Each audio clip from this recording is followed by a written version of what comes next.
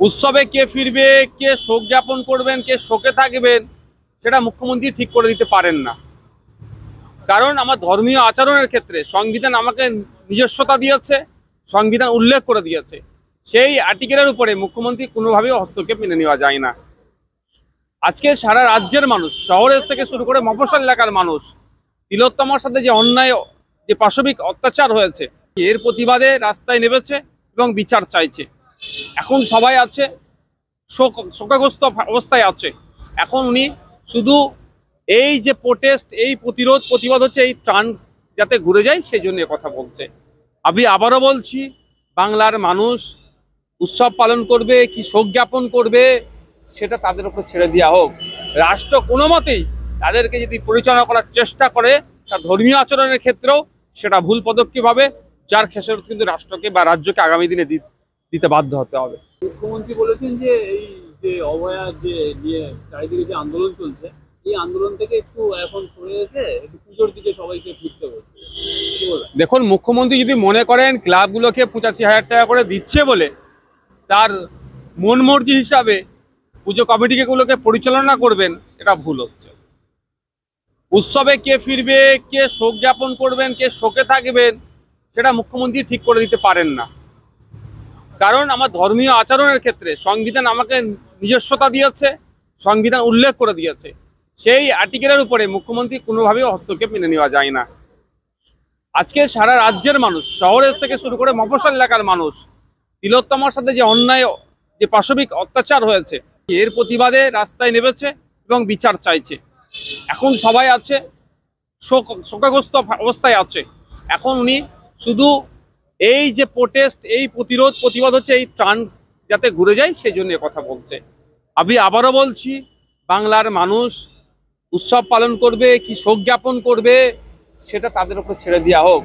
রাষ্ট্র কোনো মতেই তাদেরকে যদি পরিচালনা করার চেষ্টা করে, তার ধর্মীয় আচরণের ক্ষেত্রেও সেটা ভুল পদক্ষেপ হবে, যার খেসারত কিন্তু রাষ্ট্রকে বা রাজ্যকে আগামী দিনে দিতে বাধ্য হতে হবে। আগামী দিনে যে পুজোর মরশুম আসছে, সেই সময় কি এই যে আন্দোলন চলছে সেটা কি আরো বেশি জোরালো? দেখুন, আমি আপনাকে একটা কথা বলতে পারি, বিভিন্ন স্তরের মানুষ বিভিন্নভাবে তিলোত্তমার সাথে যে অন্যায় হয়েছে, যে পাশবিক অত্যাচার হয়েছে, তার বিচার চাইতে আজকে বাংলার মানুষ বিভিন্ন স্তরে নেমেছে। শিল্পীরা যে যেমন পর্যায়ে আছে তারা তেমনভাবে প্রোটেস্ট করছে। আগামী দিনে দুর্গা উৎসব আসছে বা বিভিন্ন ধর্মীয় উৎসব যেগুলো আসছে, তারা তাদের মতো ভাবে হয়তো প্রোটেস্ট করবে। তবে একটা জিনিস আপনাকে বলতে পারি, বাংলার মানুষ নতুন করে আর তিলোত্তমার সাথে যা অন্যায় হয়েছে ওটা হোক চাইছে না। সেই জন্য আজকে সবাই রাস্তায় নামছে। এখন যে সংখ্যা দেখছেন তার থেকে আরো বেশি সংখ্যায় আগামী দিনে মানুষ নামবে, এটা আমি বলতে পারি আপনাকে। রাজ্যের শাসক দল তারা বলছে যে শুধুমাত্র সাধারণ মানুষ নামছে না, এখন আর নামছে না, কয়েকটা পলিটিক্যাল পার্টি তারা যত দিন যাচ্ছে তত সাধারণ মানুষ আরো বেশি ভাবে নামছে। আপনাকে বলি, আমিও তো গ্রামের একজন ছেলে, মফস্বল এলাকার ছেলে। গ্রামে সন্ধ্যার পরে পরে, যারা সারাদিন কাজে ব্যস্তর পরে সন্ধ্যার পরে পরই কিন্তু ম্যাক্সিমাম জায়গায় দেখবেন এটা নিয়ে প্রতিবাদ শুরু হয়েছে এবং আপডেটটা তারা জানতে চাইছে, আপডেটটা তারা দেখছে। এখন হাতে হাতে অ্যান্ড্রয়েড সেট আছে, কি আছে, কেসের প্রোগ্রেস কি আছে না আছে, সেগুলো তারা এখন প্রতিনিয়ত আপডেট হচ্ছে এই বিষয়টাতে। অর্থাৎ তারা সচেতন হচ্ছে, কারণ প্রত্যেকের বাড়ির মহিলা সদস্য আছে, তাদের বাড়ির মহিলা সদস্যকে প্রোটেক্ট করার তারাও দায়িত্ব মনে করছে। এই কেসটা যদি সঠিকভাবে বিচার হয়ে যদি সর্বোচ্চ শাস্তি পায়, তাহলে ওর বাড়ির মানে প্রত্যেকের বাড়ির মহিলা সদস্যগুলো একটু সেফ থাকবে। উৎসবে কে ফিরবে, কে শোক জ্ঞাপন করবেন, কে শোকে থাকবেন, সেটা মুখ্যমন্ত্রী ঠিক করে দিতে পারেন না। কারণ আমার ধর্মীয় আচরণের ক্ষেত্রে সংবিধান আমাকে নিজস্বতা দিয়েছে, সংবিধান উল্লেখ করে দিয়েছে। সেই আর্টিকেলের উপরে মুখ্যমন্ত্রী কোনোভাবেই হস্তক্ষেপ মেনে নেওয়া যায় না। আজকে সারা রাজ্যের মানুষ, শহরের থেকে শুরু করে মফস্বল এলাকার মানুষ, তিলোত্তমার সাথে যে অন্যায়, যে পাশবিক অত্যাচার হয়েছে, এর প্রতিবাদে রাস্তায় নেমেছে এবং বিচার চাইছে। এখন সবাই আছে শোকাগ্রস্ত অবস্থায় আছে। এখন উনি শুধু এই যে প্রোটেস্ট, এই প্রতিবাদ হচ্ছে, এই টার্ন যাতে ঘুরে যায় সেই জন্য কথা বলছে। আমি আবারও বলছি, বাংলার মানুষ উৎসব পালন করবে কি শোক জ্ঞাপন করবে সেটা তাদের উপর ছেড়ে দেওয়া হোক। রাষ্ট্র কোনো মতেই তাদেরকে যদি পরিচালনা করার চেষ্টা করে, তার ধর্মীয় আচরণের ক্ষেত্রেও সেটা ভুল পদক্ষেপ হবে, যার খেসারত কিন্তু রাষ্ট্রকে বা রাজ্যকে আগামী দিনে দিতে বাধ্য হতে হবে। মুখ্যমন্ত্রী বলেছেন যে এই যে অভয়া যে নিয়ে চারিদিকে যে আন্দোলন চলছে, এই আন্দোলন থেকে একটু এখন সরে এসে একটু পুজোর দিকে সবাইকে ফিরতে বলছে। কি বলবেন? দেখুন, মুখ্যমন্ত্রী যদি মনে করেন ক্লাবগুলোকে 85,000 টাকা করে দিচ্ছে বলে তার মন মর্জি হিসাবে পুজো কমিটিগুলোকে পরিচালনা করবেন, এটা ভুল হচ্ছে। উৎসবে কে ফিরবে, কে শোক জ্ঞাপন করবেন, কে শোকে থাকবেন, সেটা মুখ্যমন্ত্রী ঠিক করে দিতে পারেন না। কারণ আমার ধর্মীয় আচরণের ক্ষেত্রে সংবিধান আমাকে নিজস্বতা দিয়েছে, সংবিধান উল্লেখ করে দিয়েছে। সেই আর্টিকেলের উপরে মুখ্যমন্ত্রী কোনোভাবেই হস্তক্ষেপ মেনে নেওয়া যায় না। আজকে সারা রাজ্যের মানুষ, শহরের থেকে শুরু করে মফস্বল এলাকার মানুষ, তিলোত্তমার সাথে যে অন্যায়, যে পাশবিক অত্যাচার হয়েছে, এর প্রতিবাদে রাস্তায় নেমেছে এবং বিচার চাইছে। এখন সবাই আছে শোকাগ্রস্ত অবস্থায় আছে। এখন উনি শুধু এই যে প্রোটেস্ট, এই প্রতিবাদ হচ্ছে, এই ত্রাণ যাতে ঘুরে যায় সেই জন্য কথা বলছে।